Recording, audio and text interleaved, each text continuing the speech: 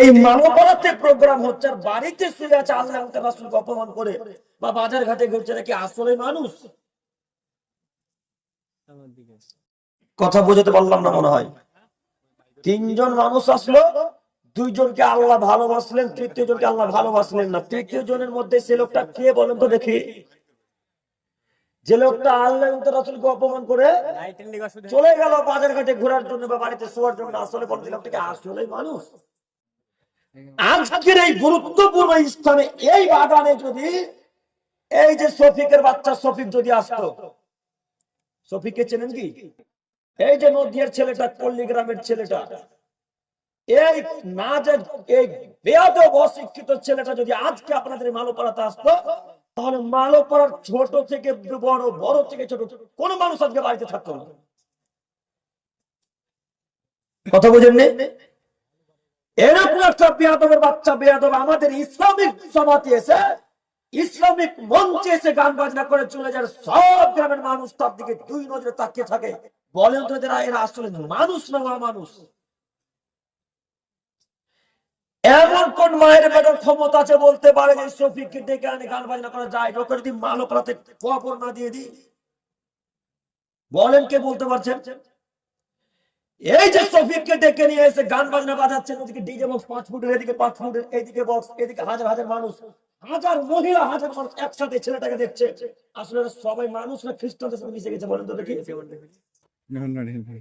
এরা সবাই খ্রিস্টানদের সাথে মিশে গেছে। নইলে এত বড় ইসলামিক একটা সভাতে লোক 200 লোক, আর ওই বেয়াদবের বাচ্চা বেয়াদব যখন আসে তখন হাজার হাজার লোক কেন?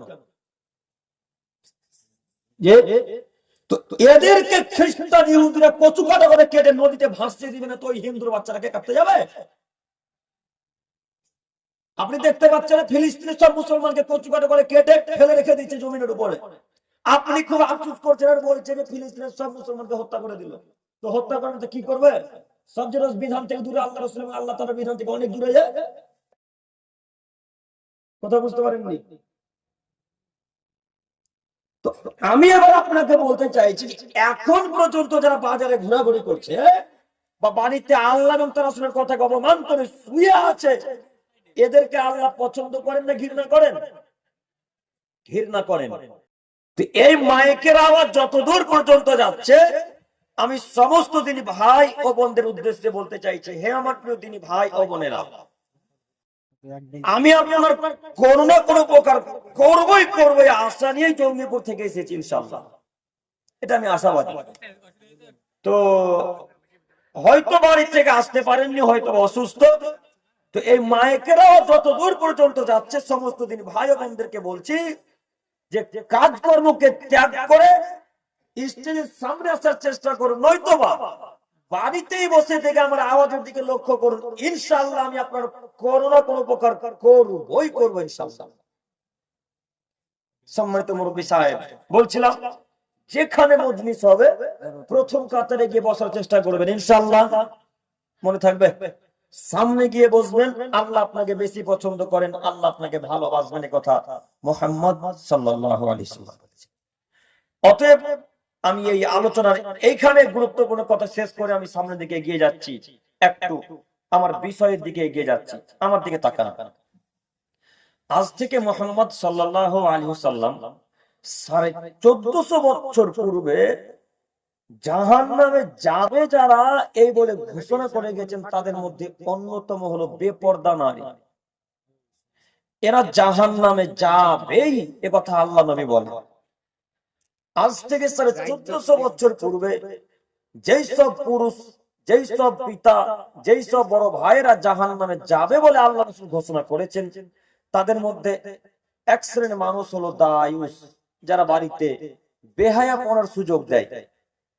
মুহাম্মদ সাল্লাল্লাহু আলাইহি ওয়াসাল্লাম বলছেন, মহিলারা জাহান্নামে যাবে যদি তারা বেপরদা হয়ে চলাচল করে। এরা তো জাহান্নামে যাবে। এই বেপরদা নারীকে যত যুবক দেখবে, এরা সবাই এই মহিলার সাথে জাহান্নামে যাবে। বেপরদা নারীদের কারণেই হাজার হাজার যুবকের ঈমান নষ্ট হয়, হাজার হাজার মানুষ এই মহিলাটার সাথে জাহান্নামে যায়। সম্মানিত দিনী ভাই, আপনাকে আমি এই জন্য শতদিন বক্তব্যের মাঝে উপদেশমূলক কথা দিয়ে বলেছি, হে আমার প্রিয় দিনী ভাই, আপনি আপনার পরিবারকে কন্ট্রোলে রাখার চেষ্টা করবেন। মুরব্বী সাহেব, আপনি আপনার পরিবারকে কন্ট্রোলে রাখার চেষ্টা করবেন, নিয়ন্ত্রণে রাখার চেষ্টা করবেন। নইলে নিয়ন্ত্রণ কন্ট্রোল যদি পরিবারকে করতে না পারেন, তাহাজ্জুদ, পাঁচ ওয়াক্ত সালাত, হজ, রমজান, সালাতের ইশরাকের সালাত, কোন সালাত আপনার জীবনে উপকার আসবে না। একটু আপনাকে বলি, আজকে এইখানে আলোচনা শুনে কিছু নেকি অর্জন করলেন,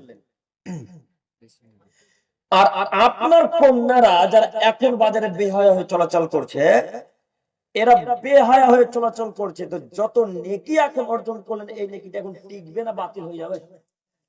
কেন বাতিল হবে? কেন বাতিল হবে? বেপরদায় আপনার কন্যা আপনার স্ত্রী চলাচল করছে, এই কারণে। কথা বোঝাতে পেরেছি? এই কারণে আপনার নেকিটা টিকবে না। এদেরকে আল্লাহ রাসূল তাবিজ বলেছেন, এদেরকে আল্লাহ রাসূল কাপুরুষ বলেছেন। আমি কাপুরুষ বলতে যাবো কেন বলেন? দায়ুস মানে কি বলেন তো? কাপুরুষ মানে যে বাড়িতে বেহায়া কোনো সুযোগ দেয়। আর বেহায়া কোনো সুযোগ কার বাড়িতে পাই? যে একটা কাপুরুষ, তার বাড়িতেই পাই। তো এখানে আবারও আসবো, তার আগে জরুরি আরো কথা হচ্ছে এই যে আল্লাহ এবং তার রাসূল সাল্লাল্লাহু আলাইহি ওয়াসাল্লাম নারীদের মান মর্যাদা এত উঁচু করেছেন, নারীদের মান মর্যাদা এত উঁচু করেছেন, আমি আপনাকে কি দিয়ে বুঝাবো? আল্লাহ তাআলা মায়েদের সম্মান, মহিলাদের সম্মান এত উঁচু করেছেন, আমি আপনাকে কি দিয়ে বোঝাবো? আল্লাহ তাআলা মায়েদের সম্মান, নারীদের সম্মান এত উঁচু করেছেন, আমি আপনাকে কি দিয়ে বোঝাবো? একটু একটা আয়াত পেশ করি, দেখি আপনি বুঝতে পারছেন কিনা মায়েদের, মহিলাদের সম্মান। একটু আমার দিকে তাকান। মহান আল্লাহ তাআলা বলেন, ওয়াবুদুল্লাহ, পৃথিবীর মানুষ তোমরা আমার ইবাদত করবে, ওয়ালা তুশরিকু বিহি শাইআ, সেই ইবাদতের সাথে আমি আল্লাহর সাথে কারোর শরীক স্থাপন করবে না। প্রথম বাক্য আবার শুনেন, এক, ওয়াবুদুল্লাহ, পৃথিবীর মানুষ তোমরা আমার ইবাদত করবে। দুই, ওয়ালা তুশরিকু বিহি শাইআ, তোমরা আমার ইবাদতের সাথে আমার জায়গায় কোনো মানুষকে বসিয়ে দিবে না। এটা পৃথিবীর সবথেকে বড় পাপ, পৃথিবীর সবথেকে বড় অপরাধ হলো শিরক, মানে আল্লাহর স্থানে কাউকে বসিয়ে দেওয়া। একটু ছোট্ট একটা কথা বলে আমার বিষয় দিকে চলে যাব। এটা আম গাছ, আর মনে করেন এই আম গাছটা এখন পেঁপে গাছ, মনে করেন এটা পেঁপে গাছ। তো আপনার পেঁপে গাছে আজকে 2 বছর থেকে পেঁপে ধরে না। তো পাশে বাড়িতে একটা সেরেকটারি মহিলা আছে, এই মহিলাটা আপনার স্ত্রীকে বলছে, রহিমা তোর পেঁপে গাছে পেঁপে ধরে না তো, একটা চামড়া জুতা বাঁধবি, দেখবি তার পরের দিন থেকে পেঁপে ধরবে। কথা ভুল হয়ে গেল, কথা ভুল হলো। পেঁপে গাছে চামড়ার জুতা, ওই ঝাঁটা বাঁধা থাকে না? ওই পেয়ারার গাছে আমসবরি পেয়ারা যাকে বলেন, পেয়ারার গাছে থাকে না? কেন আছে বলে? আপনার স্ত্রী মনে করেছে যে এই জিনিস বাঁধা থাকলে কারোর নজর লাগবে না। আপনার স্ত্রী মনে করেছে এই জিনিস থাকলে কারোর নজর লাগবে না, তাই তো আপনার স্ত্রী আপনার কন্যা সন্তানের বাচ্চা চাই, পুত্র সন্তানের কপালে এত বড় করে কাজলে টিপ পরিয়ে রাখে। হ্যাঁ, মালপাড়ার মানুষ কপালে কারো টিপ দেয় না মনে হয়, দেয়। তাই আপনার স্ত্রী এত বড় টিপ দিয়ে যাচ্ছে। বলেন তো, এই টিপটা দিয়ে আপনি মনে করলেন যে টিপটাতে আমার ছেলেকে মানুষের কুনজর থেকে, শয়তান থেকে বাঁচাবে। আচ্ছা, মানুষের কুনজর শয়তান থেকে বাঁচাতে পারে কে? আল্লাহ। তো আপনি টিকলিকে যে বসিয়ে দিলেন আল্লাহর জায়গায়। কথা বুঝতে পারেননি? আরো কত আছে বললে এখন অন্যরকম হয়ে যাবে, থাক এখানে শেষ। আপনাকে বলতে চাইছি যে আল্লাহ বলছেন পৃথিবীর মানুষ তোমরা আমার ইবাদত করবে, আমার ইবাদতের পর অন্য কোনো মানুষের শিরক, মানুষকে আমার জায়গায় বসিয়ে দিবে না, কোন জিনিসকে বসিয়ে দিবে না, কোন মূর্তিকে বসিয়ে দিবে না। এই বাক্য শেষ হতে না হতেই আল্লাহ তাআলা বলছেন, ওয়াবিল ওয়ালিদাইনি ইহসানা, তোমরা পিতামাতার সাথে সম্মান করো, পিতামাতার সাথে ভালো আচরণ করো। এখানে পিতামাতা বলতে দুজনই আসছে না একজন আসছে? দুজনই আসছে, আম্মাও আসছে, আব্বু আসছে, তাই না? তাই আয়াতটা পেশ করে আমি আপনাকে বলতে চাইছি, আল্লাহ মায়েদের সম্মান যে কত বাড়িয়ে দিলেন, আমি আপনাকে কি দিয়ে বুঝাবো? আমার আর আপনার মতো এই 3 নম্বর শ্রেণীর ছেলেগুলা মহিলাদেরকে সম্মান দিতে শিখলো না। আমার আর আপনার মতো কাপুরুষ স্বামীগুলোর কারণে এই স্ত্রীগুলা সম্মান পেল না। আমার আপনার মতো বড় ছেলেরা যারা কাপুরুষের বাচ্চা, কাপুরুষ বাড়িতে মালো পড়াতে শুয়ে আছে, বসে আছে, এই কাপুরুষ সন্তানদের কারণে তার মা আজকে বাজারে ঘুরে বেড়াই। আমি কাপুরুষ নয় যে আমার মা বাজারে ঘুরে বেড়াবে, আমি কাপুরুষ নয়, আমি বীর পুরুষ। আমার মা বাড়িতে থাকবে, আমি বাইরে থেকে টিউবওয়েল থেকে পানি এনে মাকে গোসল করতে দেবো। আমার মা বাইরে টিউবওয়েলে গোসল করবে না। কথা বোঝেননি? কাপুরুষরা তাদের মা, তাদের স্ত্রী বাইরে গোসল করবে, এখানে আবার আসবো। তার জরুরি কথা আমি আপনাকে বলতে চাইছি যে আল্লাহ কত সম্মান বাড়ালেন, আমি আর আপনি সম্মান দিতে পারলাম না। আল্লাহ বলছেন যে মহিলারা বাড়িতে থাকবে, আল্লাহ রসুল বলছেন মহিলারা বাড়িতে থাকবে, আর আমি আপনি মনে করেছি মহিলারা বাড়িতে ধান বাঁধবে আর ওই মাটি খুঁড়বে। আপনাদের গ্রামের মানুষ মহিলারা ধান বাঁধে? আপনারা ধানের চাষ করেন কি? চাষা মানুষ তো সব, আমরাও চাষি এলাকারই ছেলে, টাউনে থাকে সেটা ভিন্ন বিষয়, চাষি এলাকারই ছেলে, চাষে মাঠেই থাকে। তো মহিলারা ধান বাঁধে কি এই এলাকায়? সাঁওতালেরা বাঁধে, তাই না? এইদিকে যখন উত্তর দক্ষিণবঙ্গ উত্তরবঙ্গ চলে যাবেন, ওই বালুরঘাট, উত্তর দিনাজপুর, দক্ষিণ দিনাজপুর নাম শুনেছেন? এই এলাকাগুলোতে যদি চলে যান তো দেখবেন মুসলমানের বাচ্চা, মুসলমানের কন্যারা বাড়ির এই মাঠে ধান বাঁধছে, ধান কাটছে, রায় তুলছে, সরিষা তুলছে, হাজার হাজার লোকের সামনে। ওর বাপ বাবা হজ করেছে যে মক্কা থেকে, ওর বাবা মক্কা থেকে হজ করেছে, মনে করছে আমার বেটিকে রায় তুলে জান্নাত কিনে দেবো। বেটা, জান্নাত সহজ নাকি? বেটিকে রায় তুলে, বেটিকে ধান কাটিয়ে জান্নাত কিনতে চাইছেন? বলিস এইভাবে জান্নাত হবে না। জান্নাত কষ্ট করে পাওয়া যায়, জান্নাত খুব কষ্ট করে মেলে। আপনাকে বলতে চাইছি মায়ের সম্মান অতীব বেশি, মহিলাদের সম্মান অতীব বেশি। অতএব আপনি মহিলাদেরকে সম্মান দিতে শিখুন। আচ্ছা, আপনারা বলেন তো, আপনার বাড়িতে হীরা মানিক মুক্তা আছে আর আপনার স্ত্রীর কানে একটা স্বর্ণের দুল আছে, এই দুলটা কি সবসময় বাইরে পড়ে থাকে নাকি? পড়ে থাকে? কোনদিন মুক্তা দেখেছেন বাইরে অ্যাভেলেবেল পড়ে আছে? কি পড়ে থাকতে দেখবেন বলেন তো দেখি? লোহা। এই লোহা, টিন, যেগুলো মূল্য কম সেগুলো বাইরে বেশি বেশি করে থাকে। তো আপনার মার, আপনার স্ত্রী ফিরি নাকি যে গোটা গ্রামের মালপড়া মানুষ দেখবে? আমাদের স্ত্রী, আমাদের মা ফিরি নাকি যে গোটা মালপড়ার মানুষ দেখবে? কিভাবে হতে পারে? অসম্ভব, এবার হতে পারে না। আমি মুসলমানের বাচ্চা, মুসলমান, আমার মা থাকবে ঘরের ভেতরে, বাড়ির ভেতরে।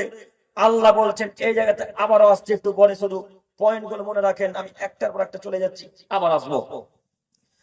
আল্লাহর নবী কত মায়েদের সম্মান বাড়ালেন আপনাকে দেখাই। আল্লাহ নবী সাল্লাল্লাহু আলাইহি ওয়াসাল্লাম মহিলাদের এত সম্মান বাড়ালেন, একজন সাহাবী আল্লাহর রাসূলকে বলেন, আল্লাহর নবী, সব থেকে আমি কাকে বেশি সম্মান করবো, আম্মুকে না আব্বুকে?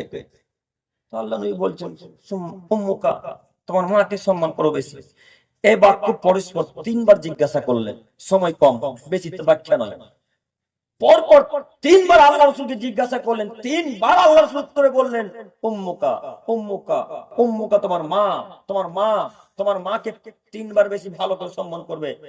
তারপরে পিতা। তার মানে মহিলা, পিতার চাইতে মায়ের সম্মান কম না বেশি? বেশি। পুরুষদের চাইতে মহিলাদের সম্মান কম না বেশি? বেশি। তবে আপনি এটা মনে করবেন না যে আল্লাহ মহিলাদেরকে সম্মান দিয়েছে, আমাদেরকে দেয়নি, এটা মনে করবেন না কখনো। আল্লাহ মহিলাদেরকে যেমন সম্মান দিয়েছে তেমন ঠিক পুরুষদেরকে সম্মান দিয়েছে। তো আপনাকে আমি বলতে চাইছি, পৃথিবীতে কোন জাতি নারীদেরকে সম্মান দেয়নি, পৃথিবীতে কোন জাতি নারীদেরকে সম্মান দেয়নি। আজও খ্রিস্টানেরা মহিলাদেরকে সম্মান দেয় না, আজও হিন্দুরা মহিলাদেরকে সম্মান দেয় না, ভবিষ্যতে দেবে কিনা বলতে পারি না। আজও ইহুদিরা মহিলাদেরকে সম্মান দেয় না। আপনারা ভালোভাবে জানেন, যদি খ্রিস্টানদের কোন নারীদের হাইজ হয়, হাইজ বুঝতে পারলেন? মাসিক, ওই যে প্রতি মাসে মা ও বোনদের রক্ত যেটা ভাঙে, শরীর থেকে যেটা বেরোয়, এটাকে হাইজ। এই খ্রিস্টানদের কোন নারীদের যখন হাইজ আসে, তখন খ্রিস্টানরা তাদের সাথে ঘুমায় না, তাদের বিছানাকে আলাদা করে দেয়। এটা সম্মান হলো না নারীদেরকে অপমান করা হলো? অপমান করা হলো। হিন্দু ভাইরা এখন পর্যন্ত তার বোনদেরকে জমি জায়গা দেয় না, এখন পর্যন্ত হিন্দুরা তাদের বোনদেরকে জমি জায়গা দেয় না। বলেন মহিলাদেরকে তারা সম্মান দিয়েছে না তাদের ক্ষতি করেছে? ক্ষতি করে তাদেরকে অসম্মান করেছে। ইসলামী এমন একটা ধর্ম যেখানে মোহাম্মদ সাল্লাল্লাহু আলাইহি সাল্লাম নারীদের মান মর্যাদাকে বাড়াতে বাড়াতে বাড়তে করে বানিয়ে দিয়েছেন। মায়ের সম্মানকে বাড়াতে বাড়াতে বাড়াতে বাড়াতে আল্লাহ করে নিজের কাছে নিয়ে চলে গেছেন। মহিলাদের সম্মান আল্লাহ রাসূল এবং আল্লাহ তাআলা অনেক করে দিয়েছেন। একটু আপনাকে দেখাই নারীদের সম্মান। আয়েশা রাদিয়াল্লাহু তাআলা আনহা বলছেন, আমি হায়েজালি নারী, আমার হাইজ হয়েছে, আমি হাইজ অবস্থায় একটা গোশতের টুকরা খাচ্ছিলাম। বুখারী মুসলিমের হাদিস, মনোযোগ সহকারে শ্রবণ করেন। মহিলাদের সম্মান দেখাতে যাচ্ছে আপনাকে। আয়েশা রাদিয়াল্লাহু তাআলা আনহা বলছেন, আমি হায়েজালি মহিলা, আমার হাইজ হয়েছে, এই হাইজ অবস্থাতে একটা গোশতের টুকরা খাচ্ছিলাম, হাড্ডি খাচ্ছিলাম। আমি গোশতের টুকরাটা খেতে খেতে রাসূলুল্লাহ সাল্লাল্লাহু আলাইহি সাল্লাম আমার কাছ থেকে ওই গোশতের টুকরাটা চাইলেন। আমি আয়েশা আল্লাহ রাসূলকে গোশতের টুকরাটা দিয়ে দিলাম। যেখানে আমি আয়েশা মুখ লাগিয়ে গোশতটা খাচ্ছিলাম, আল্লাহ নবী সেম জায়গাতে মুখ লাগিয়ে গোশতটা খেলেন। বলেন তো আল্লাহ রাসূল সম্মান দিলেন না কমালেন? অথচ আয়েশা কিবতী নারী এখন হয়ে আছে, ঋতুবতী নারী হয়েছে এখন পর্যন্ত। তারপর আল্লাহ রাসূল ওই জায়গাতে মুখ লাগিয়ে গোশতটা খেলেন যে জায়গাতে আয়েশা রাদিয়াল্লাহু তাআলা আনহা ঋতুবতী অবস্থায় খেলেন। আরো একটা বুখারীর হাদিস করে তারপরে দুইটা হাদিসের ব্যাখ্যা। আয়েশা রাদিয়াল্লাহু তাআলা আনহা বলছেন, আমি ঋতুবতী অবস্থায় এক গ্লাস পানি পান করছিলাম বসে, আমি ঋতুবতী অবস্থায় এক গ্লাস পানি পান করছিলাম। এই পানি পান করার সময় আল্লাহ রাসূল আমার কাছে এসে আল্লাহ রাসূল বললেন, আয়েশা আমি পানি পান করব। আল্লাহ নবী সাল্লাল্লাহু আলাইহি ওয়াসাল্লামকে আয়েশা রাদিয়াল্লাহু তাআলা আনহা ওই গ্লাসটাই পানি দিলেন যে গ্লাসটা আয়েশা ঋতুবতী অবস্থায় পানি পান করলেন। আল্লাহর নবী ওই জায়গাতেই মুখ লাগিয়ে পানিটা পান করলেন যেখানে আয়েশা রাদিয়াল্লাহু তাআলা আনহা ঋতুবতী অবস্থায় মুখ লাগিয়ে পানি পান করলেন। বলেন নারীদের সম্মান কত বেশি! এত সম্মান আল্লাহ রাসূল নারীদেরকে দিয়েছেন, আর এমন একটা সম্মানিত নারীদেরকে আপনি বাজারে ঘুরতে পাঠিয়ে দিচ্ছেন। মানে এরকম একটা সম্মানিত মা ও বোনদেরকে বাজারে ঘুরতে পাঠিয়ে দিচ্ছেন কেন? ওদের একটা সম্মান আছে, ওরা এইভাবে বাজারে ঘোরাঘুরি করতে পারে না। বাজারে যদি যেতেই হয় তাহলে একেবারে হাত গ্লাভস পরে যাবে, বোরখা পরে যাবে, ঢিলা ঢালা বোরখা, ওই ডিজিটাল বোরখা নয় যার আগে পিছু মোটামুটি সব বোঝা যায়। এই বোরখা পরা হারাম, এই বোরখা পরা হারাম, এই গেঞ্জি কাপড়ের বোরখা পরা হারাম, যার আগে পিছু মোটা নিচু সব বোঝা যায়। এই বোরখা পৃথিবীতে নেই, হাজারো মহিলারা পরে। এই বোরখা পরা যাবে না। যুবক তোমাকে বলে যাচ্ছে এই বোরখা পুড়িয়ে ছারখার করে দিয়ে ওই কাপড়ের বোরখা কিনে এনে দিতে হবে। এই কাপড় টাইপের বোরখা বোঝা যাবে না। সম্মানিত তিনি ভাই বলছিলাম